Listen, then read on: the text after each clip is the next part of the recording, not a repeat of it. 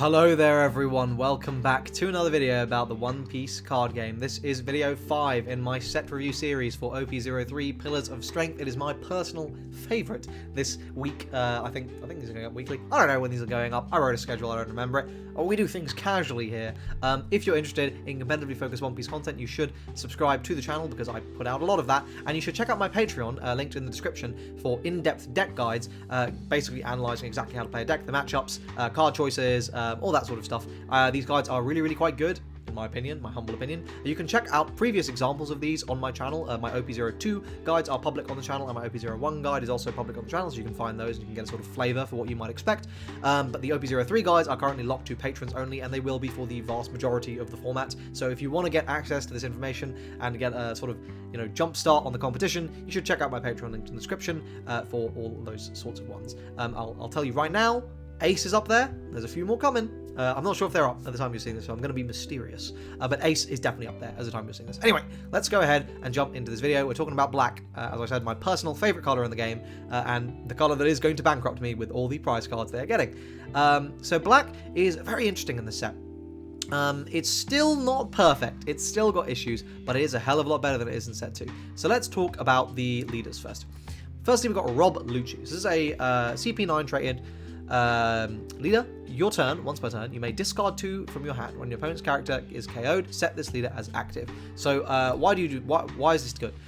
This is strictly worse than Kid Leader effect, but on kill turns it is better.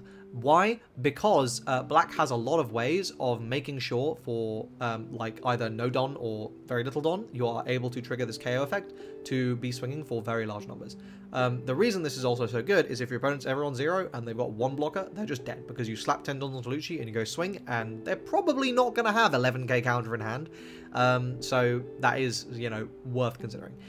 But yeah, this is definitely a powerful effect. The big reason, though, that it is as good as it is because of that CP9 trait, and we're going to sort of discuss that as we go through the card pool. We've also, though, got a 2-color leader here in Charlotte Linlin, and I think Linlin's real good. I think Linlin's being slept on. So this is a dual-color leader, obviously 4 life. It is yellow and black. Don 2, when attacking, pay 2. You may trash, so this is 4 Don card at the moment. You may trash 1 card from your hand. If you have 1 or fewer cards in your life area, heal 1. So this is shockingly good. Do not sleep on just how powerful a heal can be, right? Because essentially what a heal is it's a delayed draw 1 that also nullifies an opponent's attack, right? It's putting in a lot of work. So it's worth saying that this can just save you games. If your opponent, like, if you're sort of facing down like nothing but like a 15k leader swing, well, healing 1 is gonna mean that it's not doing a whole lot of nothing. So yeah, like really powerful effect here. Obviously the downside is you're at 4 life, but getting access to the best of yellow and the best of black, 2 very powerful colors, is definitely not bad. Okay, let's start off with the card I'm most excited for, Isho. Oh, this guy's good. This is an 8/9. Navy, it's an admiral, obviously. He's not admiral trade, I'm just saying. So Don 1, on your turn, give all your opponent's characters -3 cost. So that's pretty good. And then on play, if your opponent has 6 or more cards in their hand, your opponent must trash 2. Guys, it is so easy to meet this requirement and just have your opponent like feeling atrocious, right? Because trashing 2, right, depending on the cards you trash, you're either removing your opponent's, because we're at a point in the game where every card in the deck is good, right? So you're either removing your opponent's key combo pieces, you're removing your opponent's key power cards, or you're removing your opponent's ability to stop your attacks, right? Like, if you get rid of a 2k and a power card from this, you're going to be so happy. This is never something that feels bad. And if they've got 5 or less cards in their hand, well, you're probably not too unhappy about that, because if you're playing this on curve, it's pretty early in the game. If they've got that lower hand, then they've been overly guarding, and they probably shouldn't be. But so yeah, I mean, Isho, very powerful card. It's a 9k as well, so it's just that perfect magic number to like base to just be absolutely cooking. And it's an 8 cost, which means it's dodging every form of removal besides stuff you're going to see in yellow. So that's also very good as well. Yep, fantastic card. Another amazing admiral. Virgo, 5/5, 2k counter, Don 1, this character cannot be KO'd by battle. This is okay. This does see a little bit of play, but mainly just because it's Navy traded, so you can find it off the top searcher that they got in this set, and it is a 2k counter. Okay, Kaku. This is one of the major reasons to play a CP package. So on play, you may return 2 cards with a type including CP from your trash to the bottom of your deck to KO one of your opponent's characters with a cost of 3 or less. Now, obviously, unsurprisingly, black has a lot of ways to make that 3 or less be putting in more work than it should. So the fact that you are able to, and this is good regardless, right? Like you can KO like a Rush Zorro, or you can KO like chump blockers, or there's a lot of good stuff at the 3 cost or lower range that is very valuable to KO. But comboing this with an Isho to pop a 4 cost or lower is really, really good. There are some like very funny, like kind of filthy combos you can do. That don't come up a huge amount with this guy, but like that can. So yeah, Kaku, super powerful card. Very like one of the most compelling reasons to actually play a CP package. Okay, next we got Caulifla. So this is the 2k counter that is probably going to bankrupt me because for some reason, if the character is a woman, then it is expensive. What does she do? Well, she's a 2k counter, and with an on-play to draw 2, trash 2, and then reduce the cost of up to one of your opponent's characters by 2 for the turn. So, honestly, it didn't even really need that last part, but it's just a sort of cherry on top. Filling the drop is obviously really, really nice, giving you filter if you need it, establishing a decent-sized body, but, you can always just chuck it away as a 2k counter. Really, really good. Staple 4 of in pretty much every black deck. Kumadori, this is a 4/6. This is just a vanilla, but it does see play for reasons we will discuss shortly. Corgi, this is a 1/0 with a 1k counter with an on-play to look at the top 5 cards of your deck and trash 2, and then bot deck the rest. So yeah, this is garbage. Jerry, this is a 2/4, so it is also garbage. Jabra, this is a 5/7. This again sees play for reasons we will talk about shortly. Then we got Spandam, and this is the only artwork you are allowed to use if you are playing Spandam. So this is non-play. Look at the top 3 and add a CP and then trash the remaining. And this is just why 3? It's guys, 3 just feels awful. Like when you're used to top searching with top 5, like this is one of the reasons why Red is just so cracked, because everything they do is searching in top 5. But anyway, besides the point, yes, this is a staple 4 of a CP base deck. Nero, this is a 3/5. This doesn't really see much play, but again, it's a vanilla, so it potentially can.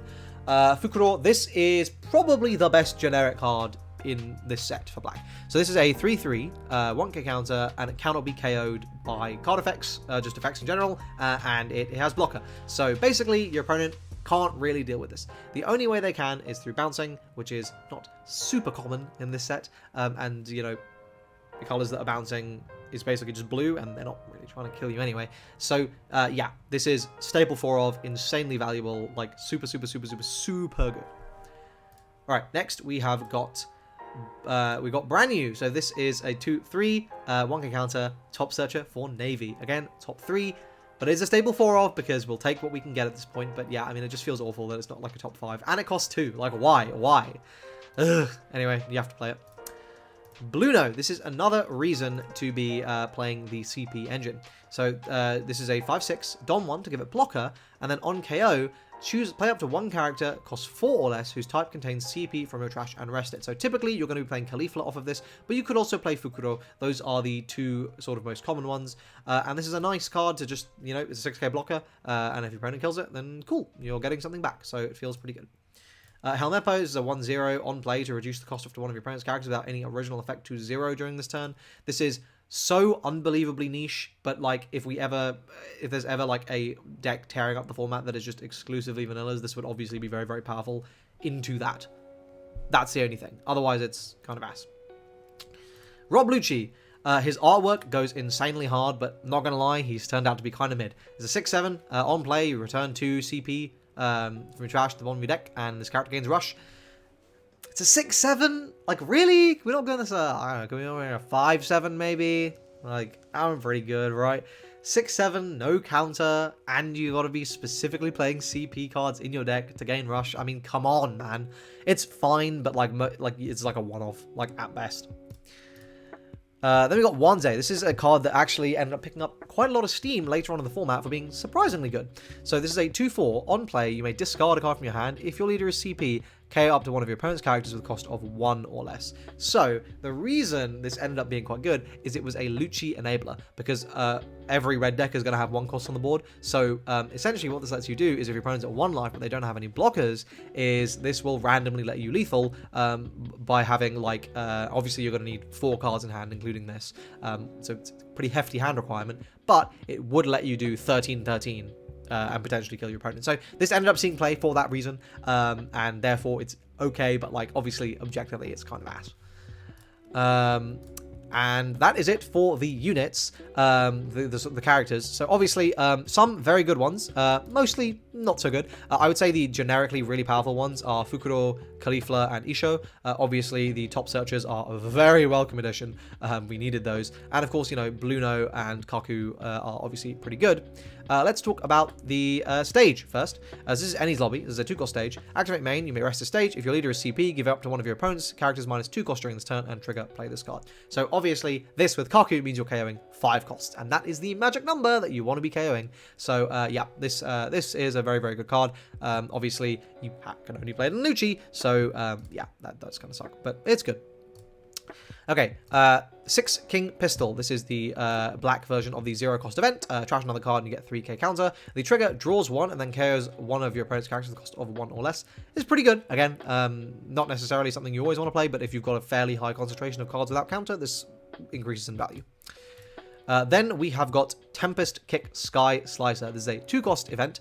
KO up to one of your opponent's characters with a cost of 0 or stages with a cost of 3 or less, and the trigger is to draw 2. So this is very powerful, because this is the only stage removal in the game, and in the Whitebeard meta that we had before this was the reason like black was so good, because Lucci had a very good matchup into it naturally, and then of course you also had Sky Slicer to just kill the Moby Dick like before they used it, and that was always very, very powerful. But yeah, this is a really, really good card. How useful it's going to be is going to depend on whether there are particular decks in the meta that are very reliant on the stages. At the moment there aren't, so it's not very good, but obviously in the future this is something to keep an eye out for. Then we've got Soap Sheep. This is a 1-cost event. Main, give up to 2 of your opponent's characters -2 to their cost during this turn, and trigger your opponent discards. Obviously, this is absolute dog shit at the moment. Maybe randomly broken in the future, unlikely. And finally, we have got Air Door. So this is a 4-cost event, and this is sort of the big reason to play Lucci. Outside of sort of lead effect, you know, this is the biggest one. So this is a 4-cost event, which says main, if your leader is CP, look at the top 5 cards of your deck, reveal a 1 5-cost or less character with CP in its type, and play it, trash the remaining. And the trigger, you get to play a cost 3 or lower black character. So if you trigger this, you just get out of Fukuro, which is obviously amazing. And then in your top search, you can play Kaku, you can play Kumodori, you can play Jabra, and you can play Caulifla, and you can play Bluno. So that's sort of the logic there. And as high value a card as Air Door is, the fact it doesn't have counter, the fact it's sort of a top search, if it was mill 5, play 1 from drop, I'd be much more like up on this card. As it is, it's kind of okay. So what's the sort of thesis for black, right? What's the conclusion? It's fine. It's pretty good. It's a lot better in this set than it was in the previous one, but Lucci is not like overwhelmingly better than the other black leaders. I think it is the best black leader, but I also think that the dual color black leaders have a lot of potential that was not sufficiently explored in the JP format, that I think it sort of falls to us for having just longer in the format as well, without Boatbeard absolutely ruining it, to really investigate. I think there's a lot of potential in Linland. I'm probably going to be putting a bunch of time into labbing Linland and trying to make that good. So if you're interested in following that journey along with me, you should subscribe to the channel for all that sort of One Piece card game content, and like the video obviously if you enjoyed it. But yeah, I love black. I'm super excited. I have the full max rarity black deck, and I'm going to keep doing that, and obviously that's going to bankrupt me with the prize card admirals, but you know, it is what it is. So I'm obviously excited to experiment. Are you guys excited? Let me know in the comment section down below, and thank you so much for watching this video. I hope to see you guys in the next one. Cheers.